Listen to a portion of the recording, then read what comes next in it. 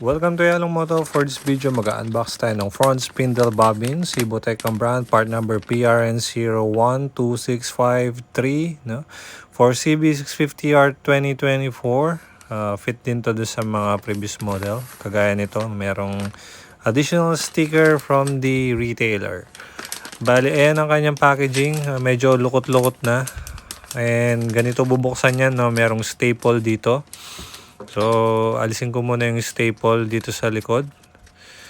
Bale, yung harapan ng staple is nasa likod ng sticker ng barcode, no?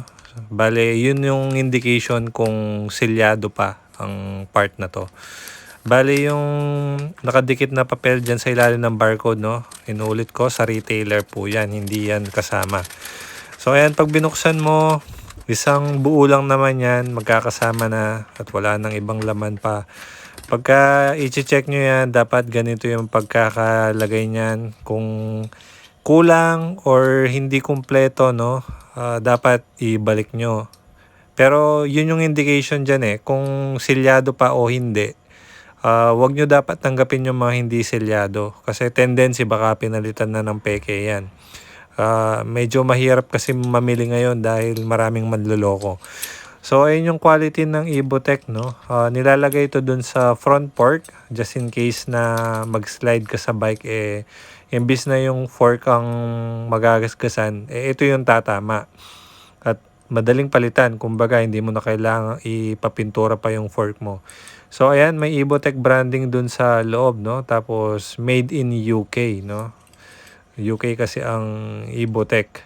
So, ayan, kung nakikita nyo yung quality, lagi kong sinasabi na quality ang Ibotech kasi pagkahawak mo talaga iba sa pakiramdam kung nakahawak ka na din ng mga peke, pagdating dito napakaswabe. So ayun yung nut nya, no, yung may plastic dun sa dulo para kumbaga pag nahigpitan mo yan, para ka na ring nag thread sealant, thread locker, no. So, ayan, pansin ko lang parang medyo may rust yung sa thread nito pero wala namang issue yan, mawawala din yan. So, yun lang naman ang comment ko. Tapos, overall, goods naman. So, be sure na ganito ang makukuha nyo dahil kung hindi, baka peke yan, no? Yung material pala netong black parang nylon ata kung di ako nagkakamali. So, parang plastic. So, parang pag tumama yan, kahit papaano may impact absorption na tinatawag. Kaysa dun sa, yung iba kasi ang material parang aluminum, which is hindi maganda pagka impact ang usapan. So, ayun, ganun ang laman nito.